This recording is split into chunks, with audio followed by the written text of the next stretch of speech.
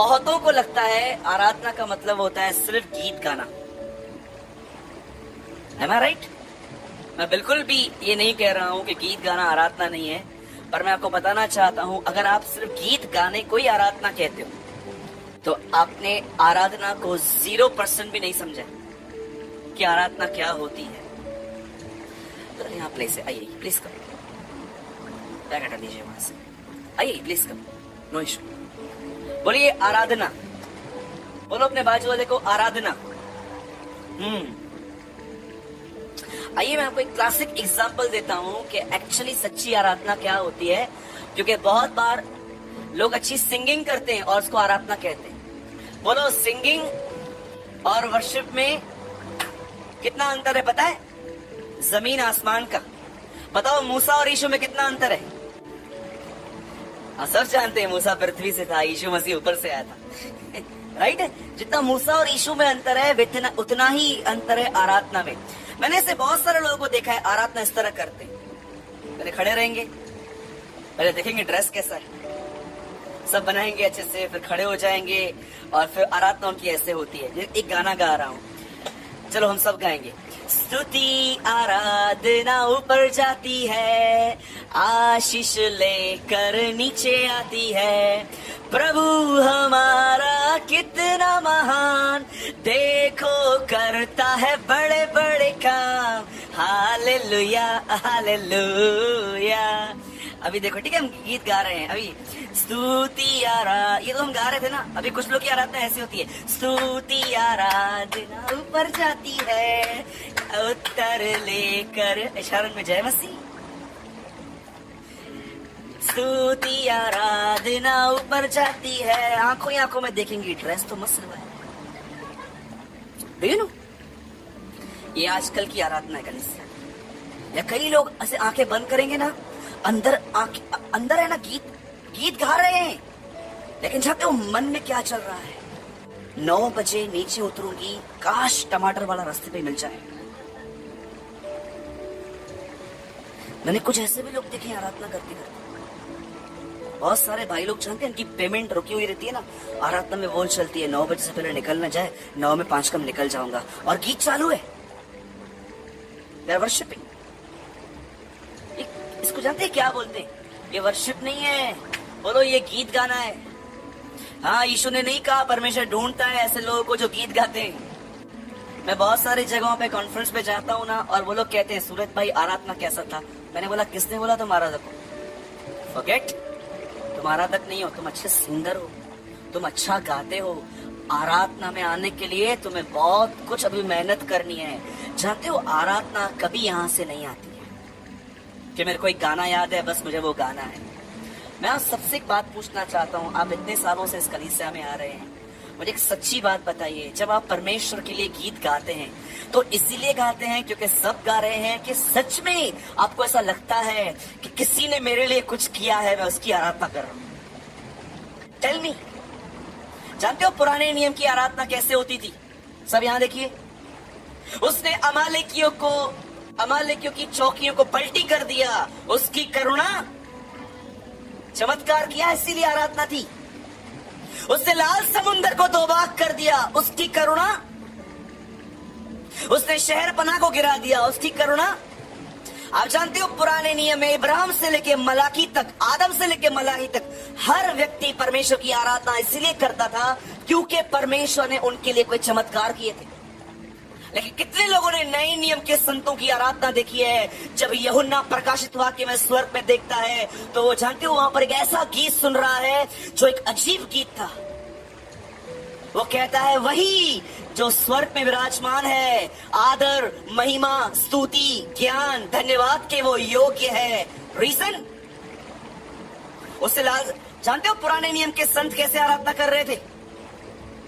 उससे लाल समुंदर 2 भाग किया, उसने अमालेकी की चौकियों को पलटी कर दिया, उसने ये किया उसने वो किया, इसीलिए उसकी आराधना करते थे। पर आपको पता है जब यूहन्ना ने स्वर्ग में देखा कि सब स्वर्गदूत उसकी आराधना कर रहे हैं, वो इसलिए आराधना नहीं कर रहे थे। लिसन वेरी केयरफुली, तू आदर महिमा, स्तुति, प्रशंसा और स्तुति के योग्य है, क्योंकि तूने पानी को दाखरस में बदला, तूने लाजर को जिलाया, तूने ये किया, तूने वो किया। वो उसको रीजन बोलते हैं, क्योंकि तूने अपने लहू से अपने लोगों को खरीदा है। That is worship.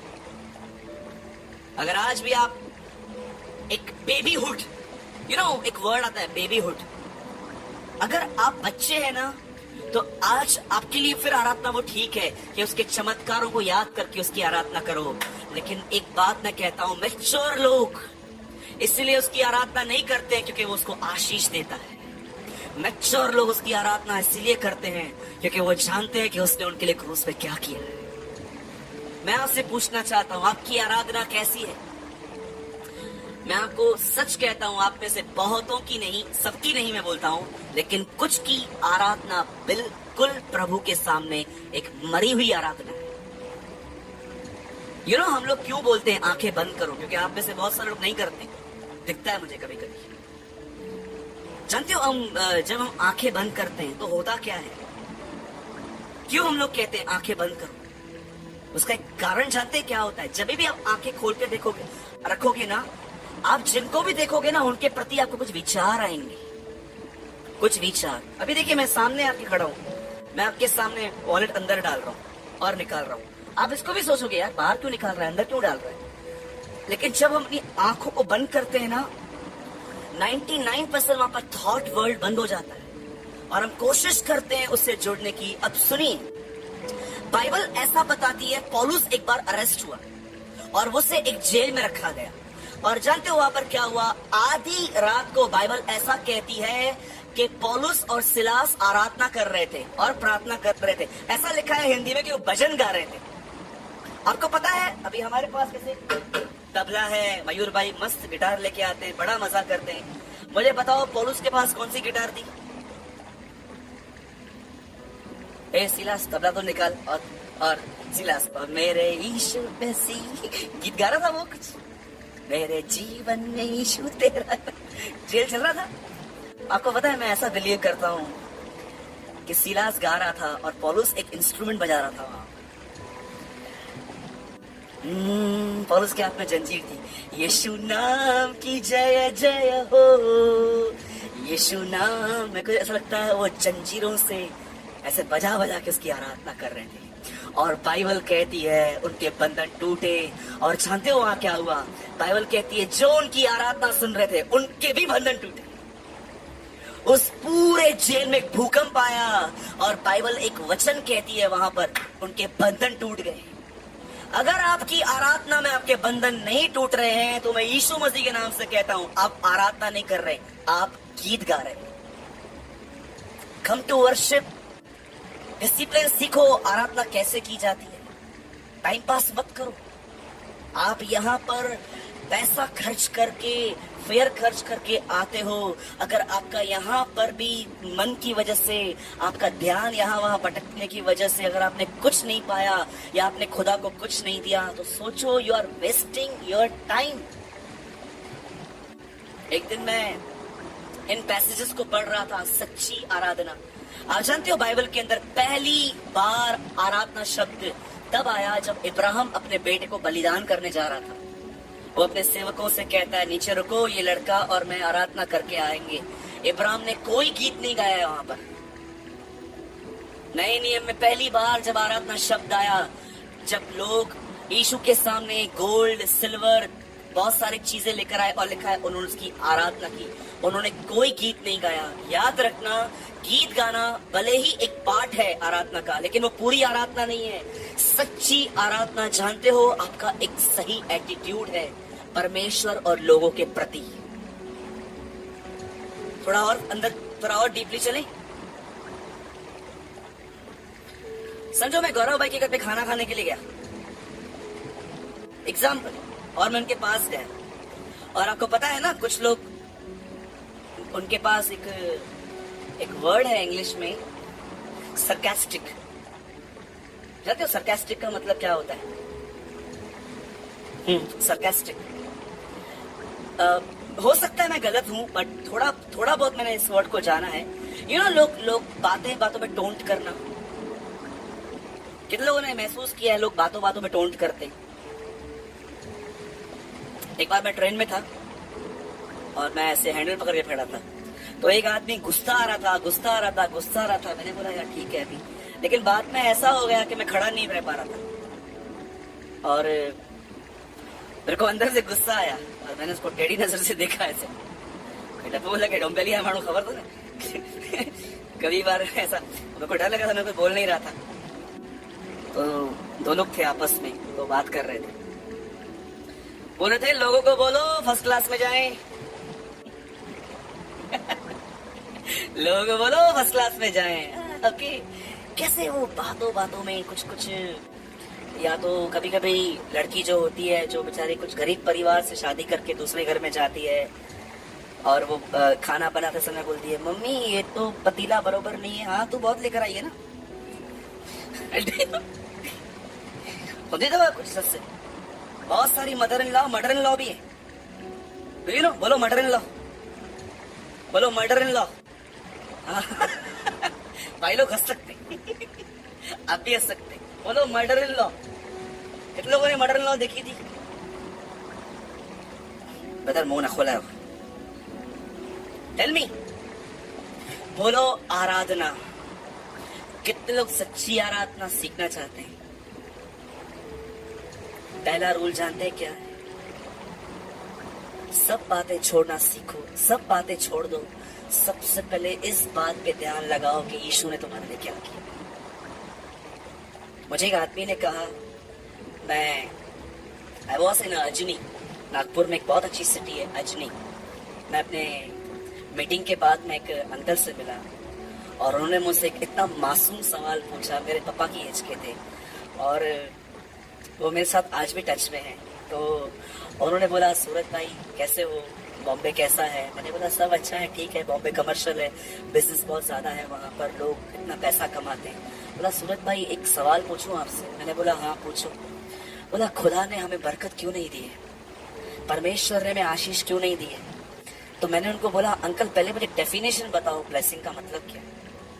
वो मेरे पापा की एज के थे, तो मैंने उनसे पूछा पहले ये बताओ आप आशीष कहते किसे हो? बोलता है बेटा मैं प्रभु में हूँ 10 साल से।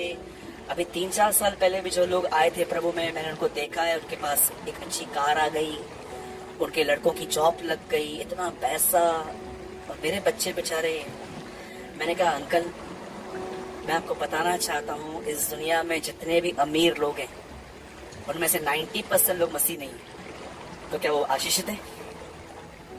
मैंने उनको कहा अंकल सबसे बड़ी आशीष पैसा, कपड़े, ब्रांडेड कपड़े, स्मार्टफोन्स नहीं है। सबसे बढ़कर ब्लेसिंग है कि जब तुम गलत करते हो तो खुदा तुम्हें ज्योति देता है, ये मत करो। जानते हो क्यों? क्योंकि वो आपसे प्रेम करता है, इसलिए वो आपको रोकता है। सोचो अगर आप में से कोई जवान लड़का यहाँ पर बैठा है और आप अपने बाप के सामने सिगरेट पीते हो और धुआं निकालते हो और वो आपको कुछ नहीं कहता है, इसका मतलब क्या है? उसने आप पे होप छोड़ दी है। वो जानता है आप नहीं सुधरोगी, लेकिन जब परमेश्वर आप कुछ गलत करते हो और आपको ज्योति देता है कि ये गलत है, ये मत कर, इट इज अ ब्लेसिंग, ये आशीष है। इसीलिए आप यूहन्ना की पत्री में 3 शब्द बार बार पढ़ोगे, प्रेम, जीवन, ज्योति। रिकॉर्ड करो, आपको चाहिए आज रात को नो पेन, और यूहन्ना की पहला यूहन्ना पूरा पढ़ो, आपको बार बार दिखेगा ज्योति ज्योति ज्योति, लाइट लाइट लाइट। आज विश्वासी गाली निकालते हैं, आपको पता है बात? आज बिलीवर्स गालियां निकालते हैं और गालियां निकालने के बाद भी उनको अंदर में कुछ रिग्रेट नहीं होता, उनको लगता ही नहीं है कि मैंने कुछ गलत किया। वो बिलीवर्स हैं,